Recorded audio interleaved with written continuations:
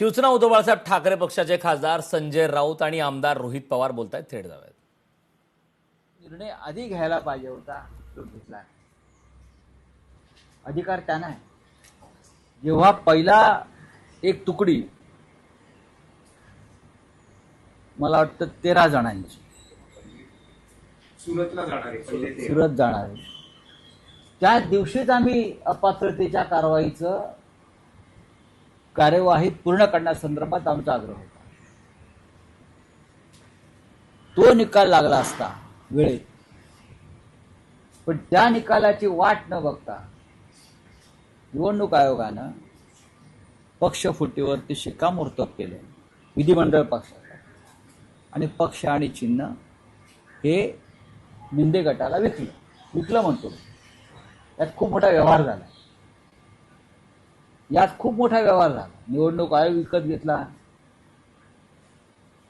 Mister Narvekar जे आहेत, कारण कपिल सिब्बल यांनी त्यांच्या चिंधड्या उडवल्या, म्हणजे वस्त्रहरण केलं. आता ते तिकडे हाफ चेडीवर फिरतात, एवढं वस्त्रहरण झालंय कुलाव्यात, बरं का, निर्वस्त्र केलं त्यांना. काय म्हणजे किती संविधानिक पदावर बसलेल्या व्यक्ती किती बोगस आहे, भ्रष्ट आहे. आणि मोदींच्या भाषेमध्ये बौद्धिक नक्षलवादी आहे. खरे बौद्धिक नक्षलवादी कोण आहेत? जे मोदींनी सांगितलं, निवडणूक आयोग हा बौद्धिक नक्षलवादी आहे. विधानसभेचे अध्यक्ष ज्याने बेकायदेशीर निर्णय दिला ते बौद्धिक नक्षलवादी आहे. ज्याने संविधान गाडून टाकलं ते बौद्धिक नक्षलवादी आहेत ना. त्याच्यामुळे कपिल सिब्बल यांनी सांगितलेलं आहे ते बरोबर आहे. तो निकाल आधी द्या की आपोआप पुढली गाडी सुरळीत होते. उत्तम युक्तिवाद, जबरदस्त युक्तिवाद, आणि कायद्याला आणि संविधानाला धरून झालेला युक्तिवाद आहे. आणि कालच्या युक्तिवादानं अप्रत्यक्षपणे बौद्धिक नक्षलवादी कोण मोदी म्हणतात ते ही स्पष्ट झालं. आमच्या विधानसभेचे अध्यक्ष ज्याने विधिमंडळातली फूट ही पक्षातली फूट मानून निर्णय विकला, पक्ष विकला, हे बौद्धिक नक्षलवादी. आणि कोणत्याही नियमाचं पालन न करता निवडणूक आयोगाने तेव्हाच्या या विक्रीमध्ये सहभाग घेतला ते बौद्धिक नक्षलवादी. पण नार्वेकर म्हणतात कायदेशीररित्या नार्वेकर म्हणजे काय, डॉक्टर बाबासाहेब आंबेडकरांचे वारसदार आहेत का? नार्वेकर म्हणतात म्हणजे काय म्हणतात? जे नार्वेकर, तुम्ही नार्वेकरांचं ट्विटर हँडल बघा. विधानसभेचा अध्यक्ष हा पक्षपाती असू नये, कोणत्या पक्षाचा नसतो, हे जर आपण स्वीकारलं तर नार्वेकरांनी जी भाजपची नवीन राष्ट्रीय कार्यकारिणी प्रसिद्ध झालेली आहे ती त्यांच्या ट्विटर हँडलवर टाकून त्या कार्यकारिणीचं महान स्वागत केलेलं आहे. अशा नार्वेकरांविषयी तुम्ही मला काय सांगताय? आपण पक्षपाती आहात. आपण त्या पद्धतीने निर्णय घेतला.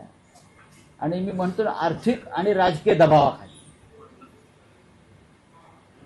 ह्याच्यावेळेस जर कोणाला वाईट वाटायचं असेल आणि मला नोटीस वगैरे असेल तर मी नोटीस स्वीकारायला तयार आहे. मी वारंवार सांगतो, आर्थिक आणि राजकीय दबावाखाली हे निर्णय विधानसभा अध्यक्षांनी आणि तेव्हाचे जे निवडणूक आयुक्त होते राजेश कुमार त्यांनी घेतले. पण राऊतसाहेब, एकनाथ शिंदे बैठकीत आपल्या सहकाऱ्यांना असं म्हणाले की आपलाच राजकीय विजय होणार आहे आणि अजून आपला युक्तिवाद बाकी आहे. नाही, हा राजकीय विजय म्हणजे काय असतं? राजकीय विजय या शब्दाचा अर्थ जर कोणी मला सांगितलाय, बघा, 3 गोष्टी ज्या आहेत. हे सरकार महाराष्ट्रातलं आणि देशात, मिंदे म्हणतात न्यायालयामध्ये आपला राजकीय विजय होईल. ते न्यायालय शब्द त्याने वापरला का मला माहित नाही. आपला राजकीय विजय होईल. देवेंद्र फडणवीस म्हणतात सर्वोच्च न्यायालयातही तोच निकाल लागेल जो आधी लागला. बरोबर ना? आणि नरेंद्र मोदी असं म्हणतात की त्या गद्दारांना भेटल्यावर घाबरू नका, मी तुमच्या पाठीशी आहे. या 3ही स्टेटमेंट जर एकत्र केल्या त्यातून एकच अर्थ निघतो की ह्या सगळ्यांचा डाव जो आहे हा सुप्रीम कोर्टावर दबाव आणण्याचा. या क्षणी कायदेशीर दृष्ट्या ते आत्ताच हरलेले आहेत. संविधानाचा विजय होईल. एकनाथ शिंदेच्या राजकीय विजयाचा आम्ही काय किंमत देत नाही बरं का. संविधानाचा विजय होईल, कायद्याचा विजय होईल आणि सुप्रीम कोर्टामध्ये न्यायाचा विजय होईल. पण त्यांचं हेही म्हणणं आहे. त्यांचं काय म्हणणं आहे म्हणजे ते कोण आहेत कोणते? की अजून आपला युक्तिवाद बाकी आहे. अहो त्यांचा युक्तिवाद म्हणजे काय आहे? ते का रामशास्त्री आहेत का? हा, खोट्याचं खरंच करणार ना. ज्या पद्धतीनं आर्थिक आणि राजकीय दहशत निर्माण करून, दबाव निर्माण करून निर्णय घेतला, त्यांना असं वाटतं की ह्या वेळेला सुद्धा आम्ही ते करू शकू. पण त्यांचे वकील मनिंदर सिंग आहेत, त्यांनी यापूर्वी पक्षप्रमुख पद हेच चुकीचं आहे, ते बघा. असंविधानिक आहे असा युक्तिवाद केला होता. करू द्या ना. तेव्हा केला ना, तेव्हा त्याला परिस्थिती बदलली, तेव्हा केला. आता ह्याच्यापैकी कोणाच्या घरातून 200 कोटींच्या नोटा ईडीला सापडल्या त्यात आम्ही सांगू का? ते जे बोलतायत ना आता दिल्लीतल्या फार्म हाऊसमधून युक्तिवाद करणारे जे लोक आहेत आता, कोणाच्या घरातून 200 कोटीच्या नोटा सापडल्या, जप्त झाल्या, हा जरा तुम्ही अभ्यास करा, मग कळेल तुम्हाला की मी म्हणतोय ना आर्थिक आणि राजकीय दबाव. राजेश कुमारांपर्यंत आर्थिक व्यवहार झाला असा आरोप आहे तुमचा? 100%. मी आधी बोललो, निवडणूक आयोग हा माझा संदर्भ आहे. निवडणूक आयोगानं तेव्हा आमची शिवसेना बाळासाहेब ठाकरेंची, हिंदू हृदय सम्राटांची आणि धनुष्यपणा विकला आणि हजारो कोटीचा व्यवहार झाला. त्याच्यामध्ये दलालीचं काम अमित शहानी केलं. हे मी ऑन रेकॉर्ड बोलतोय, हे अजिबात कापायचं नाही. परिणामांची जी काय आहे तयारी ती माझी आहे, भोगायला मी तयार आहे. त्याशिवाय इतका संविधानाचा खून करणारा निकाल कोणी देऊ शकत नाही, मोठं आमिष मिळाल्याशिवाय आणि मोठी धमकी मिळाल्याशिवाय. भाऊ सर, एक विषय तुम्ही गेले अनेक दिवस सतत मांडतात, तो म्हणजे फडणवीस यांना दिल्लीत बोलावलं. आता एवढा महत्वाच्या विषयावरती मी कशाला इतर विषयांवरती? नाही मुद्दा हा अत्यंत गंभीर विषयावरती आपण बोलतो आहोत. फडणवीसांनी त्यावर आपली भूमिका व्यक्त केलेली आहे की मी महाराष्ट्रातच राहणार, कोणी किती पतंग उडवा, काही करा, चर्चा करा. पण आता मिसेस फडणवीस असंही म्हणतायत की देवेंद्र फडणवीस हे महाराष्ट्राचे सेवक आहेत, त्यांना महाराष्ट्राची सेवा करू द्या, त्यांना का तुम्ही दिल्लीला पाठवता? नाही, आम्ही कुठे म्हणतो ते महाराष्ट्राचे सेवक नाहीत, ते महाराष्ट्राचे महान सेवक आहेत. या महान सेवकांना असं सांगितलं होतं की जोपर्यंत वेगळा विदर्भ होत नाही तोपर्यंत मी लग्न करणार नाही.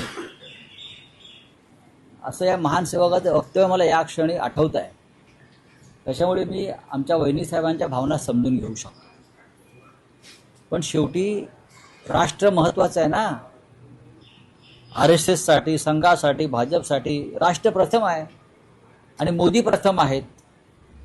जर मोदींची इच्छा आहे, जर राष्ट्राची हाक आहे, साध आहे, तर भले भले लोक यशवंतराव चव्हाणांपासून देशाच्या सेवेला गेले आहेत ना. महाराष्ट्र सेवेच्या पुढे राष्ट्रसेवा आहे. बाळासाहेब ठाकरे, माननीय हिंदू हृदय सम्राट, काय सांगायचे? आधी देश मग राज्य, ही आमची भूमिका. देशानं तर मला साथ घातली, ते म्हणजे देशासाठी प्राण. ही तर काय, प्राण अजिबात द्यायचे नाहीत. इकडल्या बंगल्यातून दिल्लीच्या बंगल्यात जायचं आहे, पुढे काय? पृथ्वीराज चव्हाण मोठ्या बंगल्या मिळेल, खूप मोठा बंगला मिळेल.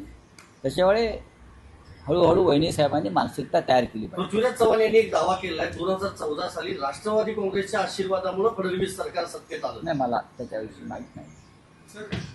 सगळे एकत्र ते सत्तेमध्ये होते, त्या खिचडीमध्ये कुठे आम्ही नव्हतो बरं का. आमची स्वीट डिश नंतर तयार झाली, खिचडी आधी होती.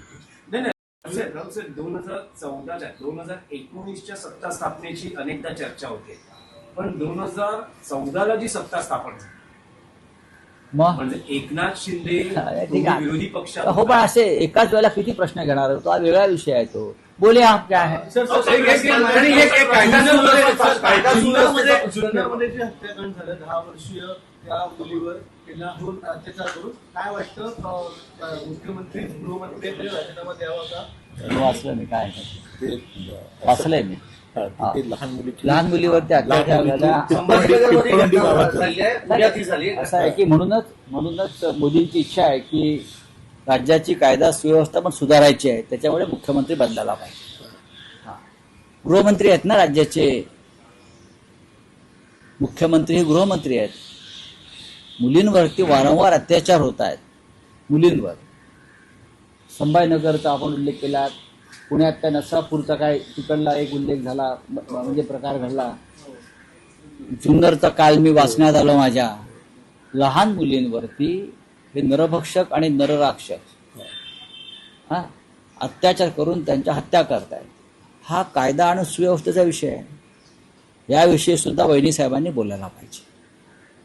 किंवा महाराष्ट्राची जी सेवा सुरू आहे देवेंद्रजीकडून, त्या सेवेमध्ये या लहान मुलींचं रक्षण येत नाही का? लहान मुलींच्या अब्रूचं रक्षण त्या सेवेमध्ये मोडत नाही का?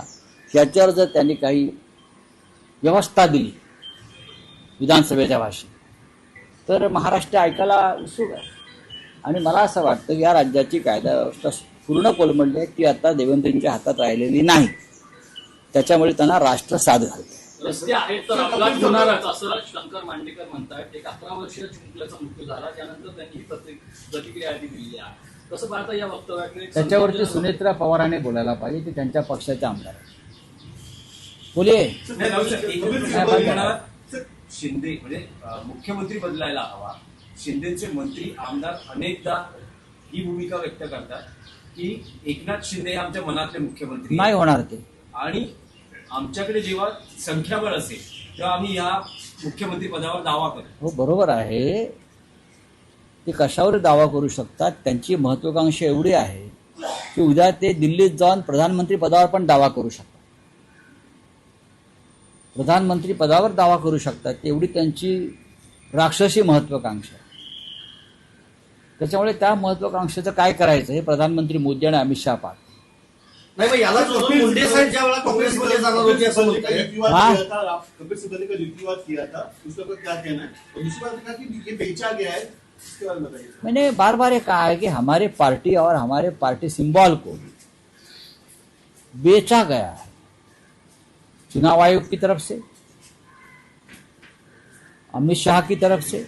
बहुत बड़ा हजारों करोड़ का डील हो गया उस वक्त. और हमारी पार्टी और हमारा सिंबल धनुष्यबाण तीर कमान ये एकनाथ शिंदे को बेच दिया.